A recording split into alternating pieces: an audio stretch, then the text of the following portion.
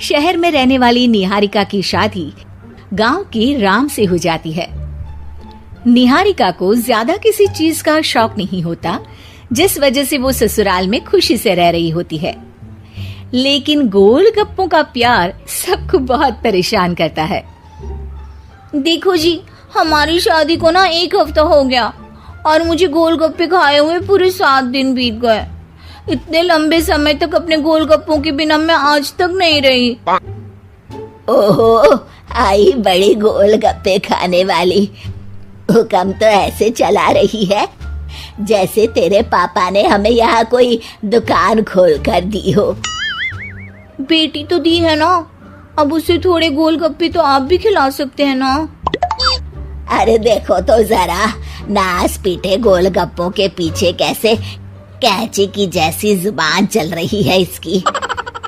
देखिए मम्मी जी, आप भले मुझे कुछ भी बोलिए, लेकिन अपने गोलगप्पों के लिए मैं कुछ नहीं सुन सकती। हाँ, अरे मैं तुम्हें गोलगप्पे खिला दूंगा, थोड़ा सब्र तो करो।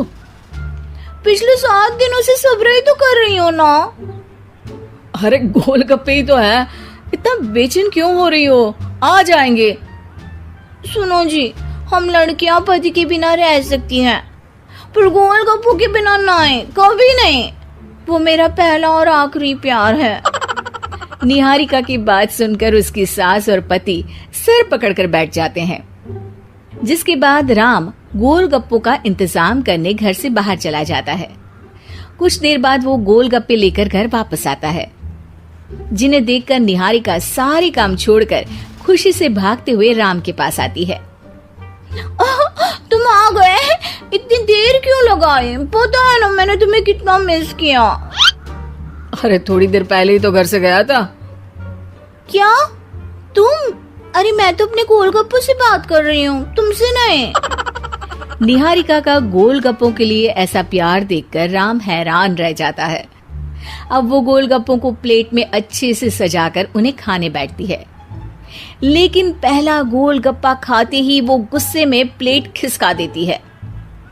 ये कैसे घटिया गोलगप्पे उठा कर ले आए? न पानी में स्वाद, न गोलगप्पों में। हाय हाय, महारानी के नखरे तो देखो, इन्हें गोलगप्पे में भी अलग अलग स्वाद चाहिए। ठीक है, आप लोग इस पर बहस मत शुरू कर देना, मैं ना कल दूसरी जगह से खरीद लाऊंगा, ठीक है? अगले दिन राम निहारिका के लिए गांव में दूसरी दुकान से गोलगप्पे खरीद कर लाता है, पर उसे वो भी पसंद नहीं आते। जिसके बाद बहुत दिनों तक यही सिलसिला चलता रहता है, जिसमें राम अपनी पत्नी के लिए दूसरे गांव तक जाकर वहां से भी गोलगप्पे खरीद कर लाता है। पर निहारिका को कहीं के कोई भी गोलगप्पे पसंद ही नहीं आते। तुमको तो अच्छे गोलगप्पे की पहचान करना आता ही नहीं है। तुमको गोलगप्पे का प्यार पता ही नहीं है, तुमसे कुछ होता ही नहीं है। अरे तुमसे बहुत होता है तो तुम खुद कर लो ना। सास की बात पर निहारिका बैग पैक करके घर से जाने लगती है, जिस पर राम उसे रोकते हुए कहता है, अरे इतनी सी बात पर कोई घर छोड़कर जाता है क्या? मैं कल शहर जाकर तुम्हारी पसंद के गोलगप्पे ले आऊंगा, ठीक है? आपको कहीं जाने की जरूरत नहीं है, मैं ही शहर चली जाती हूँ और घर छोड़कर नहीं जा रही, गोलगप्पे खाने जा रही हूँ। ये कहकर निहारिका शहर में अपने पापा के घर चली जाती है, जहाँ पर वो सुबह के नाश्ते से लेकर रात के खाने तक में मन और पेट भर कर गोलगप्पे खाती रहती है, जिससे उसकी तबीयत खराब हो जाती है और उसे अस्पताल में एडमिट करना पड़ता है। फूड पॉइजनिंग है, जंक फूड बिल्कुल बंद करना होगा। लो, बहुत गोलगप्पे गोलगप्पे करती रहती थी, कर दिया ना गोलगप्पे ने बीमार। और खाओ अब। माँ, इसके बारे में हम घर जाकर बात करेंगे। कुछ दिनों में निहारिका ठीक होकर अपने ससुराल वापस आ जाती है, जिस पर एक बार फिर सास बहू की नोकझोंक शुरू हो जाती है। अब थोड़े दिन अपने प्यार से दूर रहना, नहीं तो इस बार सीधा भगवान के घर पहुंच जाओगी। इस बार सास की बात का कोई जवाब दिए बिना निहारिका अपने कमरे में चली जाती है। बीमार होने की वजह से निहारिका गोलगप्पे तो खा नहीं पाती, लेकिन अभी भी उसके मन में हर वक्त उन्हीं के ख्याल चलते रहते हैं।